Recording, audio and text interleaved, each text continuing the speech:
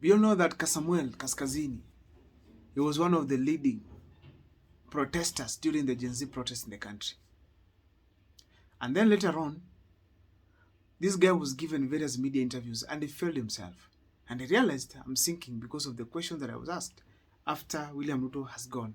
What next? He couldn't be able to answer that.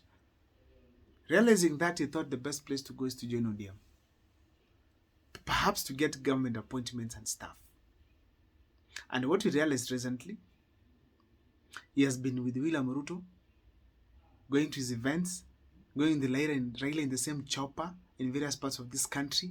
And as a result, we've realized that he's enjoying the state benefits, being the government's friend.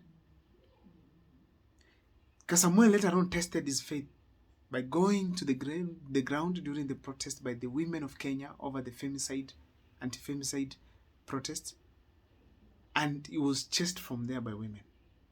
He was actually moved from that ground. He had to quit that place. That showed very well that he's weak, irrelevant, and no longer useful to anybody as a politician. So he was dumped. Recently, there was a list of PSS that have been made. And Kasamuel, being among the youths who are close to William Ruto and Raila Odinga, he expected his name to appear there. But the fact remains that he's not part of that list. Unless William Ruto from nowhere nominates him. Kasamuel Kaskazini is missing in action and is disappointed because he thought he's a government favorite. That is not. Let's not forget that before this kind of humiliation, Kasamuel Kaskazini before, he had engaged with various politicians. He was seen with the Silvana Sosoro. And of course, youths online asked him, why do you do this? Why betray Kenyans? Why betray your fellow youths? Kasamuel came on board and defended himself. Said this is a usual restaurant. He goes there oftenly. So he happened to meet Osoro there.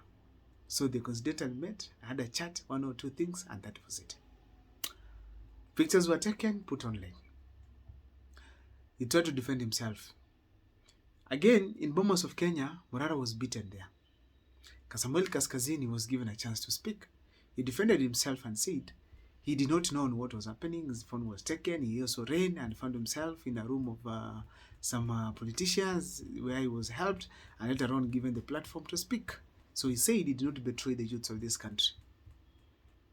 Eventually, he came out to speak positive about ODM, being given platforms to address in ODM rallies, and of course being seen as one of the politicians in this country young politicians who can be able to help the ODM party. And Raila Odinga's speeches across the country on ODM platforms, he has been saying that he wants to include youths. Of course, he meant Kasamuel. So the fact remains, sorry about that Kasamuel Kaskazini had hopes of being a favorite, being favored in government. But now, unfortunately, it's not working for him because he has been left out of the PSs. Perhaps in the future appointments that are going to come, maybe parastatal, he's going to be considered as a youth of this country. He's going to be considered as a youth. So therefore, the fact remains that Kasamuel Kaskazini is not doing well. He has been disappointed. Or even Raila Odinga probably forwarded his name and William Ruto decided to ignore the name. Because we know what Kasamuel did during the protest. They are the people who sang protest songs. You were there. He was there. So therefore, he cannot be the favorite of William Ruto. But now he has been left out, and the fact remains that is huge humiliation. Apart from him, I feel ODM has also been betrayed here. Because Kasamuel is a favorite of ODM. He should be considered in that sense. Okay. Now, considering also what's happening in the country as we speak today, having abductions taking place, even when the government has declared there are no abduction, Raila Odinga has declared the end of this abduction. That means very well that ODM is being betrayed in the sense that Raila's name is being tarnished outside there. And him being the favorite of some of these African continent presidents, probably he might be left out. And that is not going to be easier for him. So Raila Odinga is being affected negatively. And therefore, they have to be very careful as the ODM party. Because William Ruto's government is making deliberate mistakes, just like that one over Kenyatta, which probably are going to affect his re-election. Raila has not been elected in any election before, particularly the presidency. So there's a likelihood he's not going to do well. He's not going to do well. There's a likelihood that he's not going to do well in the AUC seat. Now, apart from Kasamuel Kaskazini, we have had youths in this country who betrayed one another.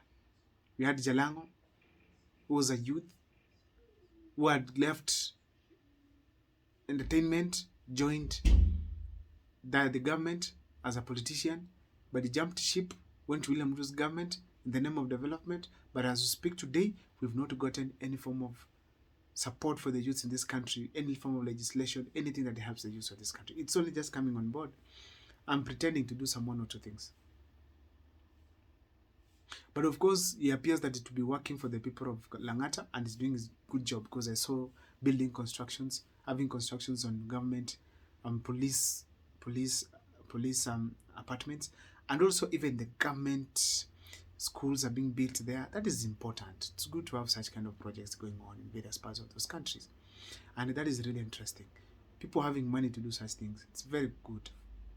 So in a real sense, we are having betrayal right, left, and center, but the fact remains that the youths are getting disappointed. Those who betray their fellow youths are getting disappointed. Now, people have said that Morara is also gone down, probably joining government. I don't think Morara might join, but the fact remains he has also gone down. His influence has gone down, down, and down. He has made a name in the Lemelites, but the fact remains that as a youth of this country, he has also failed to unite the youths, which means he's a leader who cannot lead the youths, because youths have not gotten his share of leadership well, because he has been doing things for the general public, but he has not been doing things that are supporting the youths in real sense, because there's nothing completely has done. And I feel strongly that the support he got was from the youths. Probably needs to draw his cards well and go back to the youths once again, and he'll get the support because he has the quality that we need as youths of this country. Just to finish with, I feel strongly that also the youths have also left themselves.